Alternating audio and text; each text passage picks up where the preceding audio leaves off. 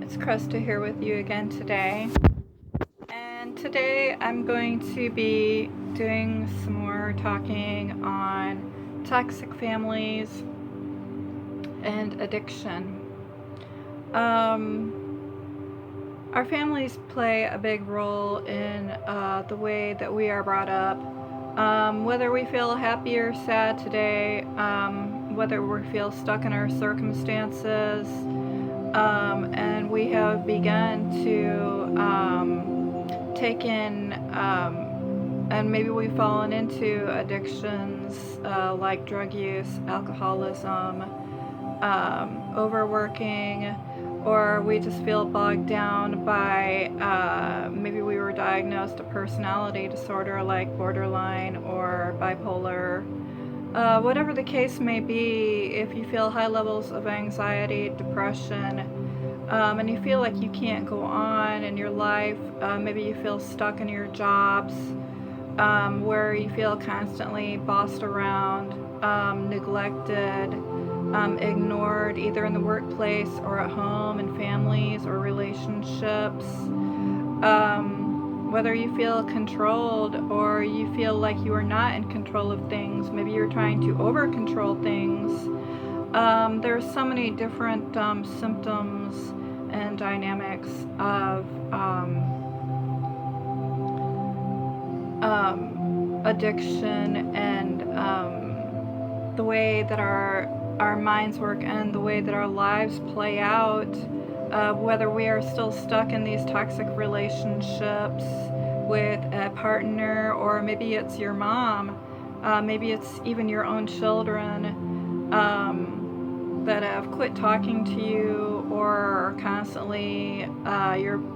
people are asking you for money, and you might not feel successful, like you're not making enough money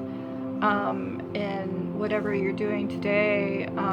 and you feel this desire to have that dream that you've always wanted to do, and maybe you feel like just this inner helplessness and victimization still, because in your head all your life you've got this stuck record playing from whoever it was that raised you, whether you might know it or not, that you are not good enough and you are not capable enough to do what you want in this life. Whether it might be taking more time for yourself, putting less effort into taking care of others around, like over taking care of others around, or maybe if it's with that partner or that boss that you constantly have to keep kind of just taking care of their every need, and like we forget, or maybe we've come from, and that's been ingrained in our minds all our lives, is to run after and give all these other people attention, and we just feel so depleted all the time, like we never have enough time for ourselves or what we might want. We might be in a case of denial yet, which is big for so many, that, and told by people all around us all the time, that just kind of manipulated without knowing it, that, and put where gaslighting is put on us, and we are taught that nothing is wrong, what's wrong with you, everything's perfect in your life, or whenever you have feelings towards something, or you feel maybe like going to this person or that person to talk to, when they're really not, might be there for us or there to listen to us. They might be too busy with all their own dysfunctional feelings, and are numbing out too as well, where we're almost living in a world of make-believe, and we are caught in almost these lies and deceptions, especially in cases of narcissism, where there might have been a narcissistic character that raised us. Hold on. I think something big for me lately that I've really been kind of getting into and learning about is more gaslighting, where at first when we learn about it, it might take us some time to get into our minds and our emotions and how it affected us because it's so large. Gaslighting, of course, I've talked about in other videos, is when someone says, um, or projects themselves on you, and they're being manipulative or something, and you're like, and you can see right through it. And you might say, well, you know, like passing my boundaries and like pushing right over my boundaries when I'm trying to talk to you about something, or you're trying to do something and asking them not to do this or that, and they just go right over your boundaries. Um, you know, it can be emotionally, after a long time of it, it can be really emotionally dysregulating. We start to wonder, because these people come at us like, um, well, I don't know what you're talking about. I didn't say that, or I didn't do that, even if they just did, and just won't um, accept those boundaries that you put for them, especially more toxic narcissistic types, um, because that would mean that they would actually have to look within themselves and see the truth, and their truth um, was mostly given to them from generations before, just basically that um, life was just numbing out and working or whatever it was, and especially to our emotions, and things can get really false around us. We might live in these families where everything is done just so, and but when you come to them with a real problem, they're just not there, and you try to talk to them about it, and they're like, well, you know, I don't see that at all, and everything's just fine, and you walk around with these little happy faces, but like when you grow up,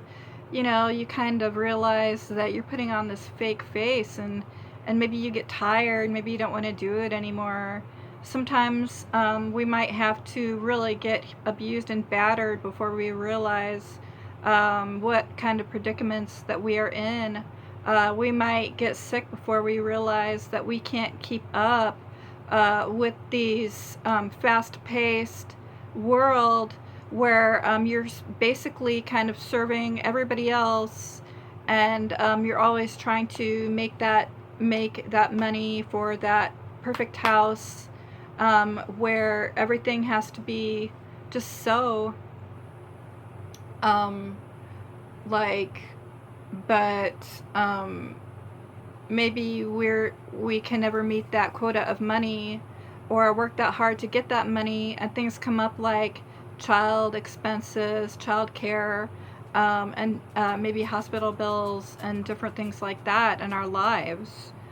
where the struggle really does become real, and before we know it, we're just so completely overwhelmed, and maybe not able to feel our feels because they've been pushed inside of us for so long by all these people around us teaching us that, you know, Daisy says hi. Hi, Daisy, say hi. That things are different than, things are different from what they seem, if that makes any sense. And we live in these worlds where I know one of my children's favorite things to say is life is a lie. I've got a daughter that says that often. And just because they've been around their narcissistic grandparents for so long and have lived in a place with them for so long, where in the past, when you don't know anything about toxic families or toxic abuse, um, maybe you haven't done your AA or your codependency work yet, or whatever, for us recoveries or codependency. When we start learning these things, it's really amazing to really fall into almost this awakening where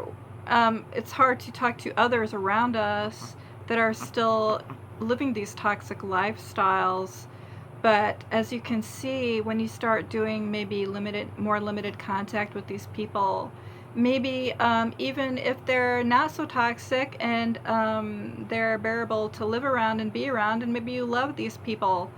but when you start taking more time for yourself, maybe either a hobby or a different kind of job, um, maybe more slower work, maybe you've taken a job that doesn't pay as much, but where you get treated better at, just different things where maybe you're just kind of relaxing and finding yourself when you create certain times of the day or whatever to meditate, create a room like a peace room or something, just a solitary room to meditate, maybe hang your things, like candles and things around. Maybe you start taking longer bubble baths or going to that swim spot that you love, and just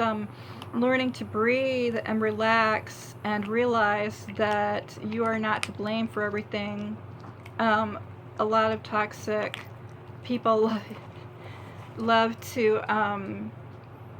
basically blame a lot of their suffering on others and existence, like life has done this to me. They're very victim mentality, and they like to project and blame you for their own feelings of worthlessness, or you know, when they don't really have enough self-esteem, and maybe they're jealous of you, or um, they just like to take, and like blame you that somehow some of their woes are your fault or you're to blame. Don't forget, a lot of times I know that I have to say to myself that, wow, that wasn't my fault. Maybe through a good guided childhood meditation, healing meditation, you can look back and think to yourself during that meditation or deep breaths during the day, as you're still processing all of this, and your brain is still at work when you're asleep and you're dreaming about things. Um, it is a process, and to learn that all those years that you blamed yourself for other people's miseries, and you're always saying you're sorry to everybody and everything, realize that it's not your fault, and maybe um, doing more meditational mindful things that we've learned from a very young age, a lot more mindful techniques than some of the people that didn't go through rough childhoods. We actually know a lot of these on our own before learning any of these through tapes or therapy or classes or anything like that. You might find yourself doing something mindful like drawing, or just exercising, and just being mindful as you do these activities, because it brings you to peace once again with yourself, and it's not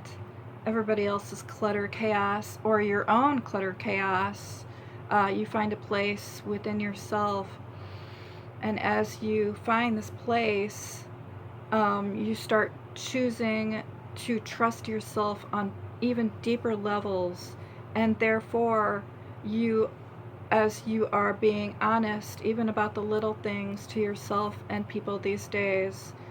when you can find more trust within yourself, that goes out, and you actually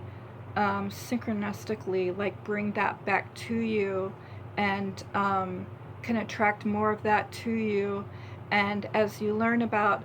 tactics of manipulation with these people and what they're really doing, um,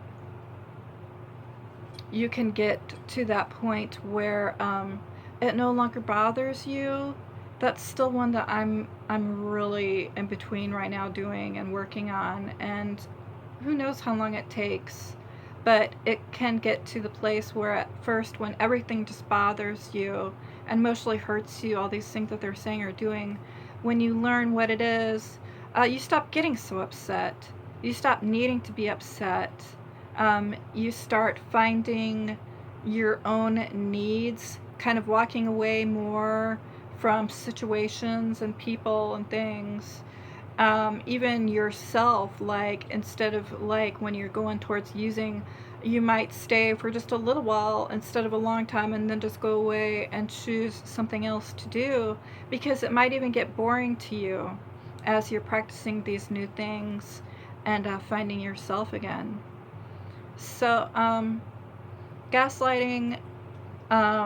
can be a big one for so many, even if you're living with others that are constantly living in a world where they won't really accept your new awareness of things, and you can't really talk to them about it, or they want to change the subject, they want to talk about something else, or why, just basically much more self-absorbed type of reality that you were living in, and maybe you just start growing more bored with it, and you start looking towards more things that you like to do, things that make you happy, and spending less time in that toxic type of environment. Like for myself, I love having my bedroom as also my art room right now.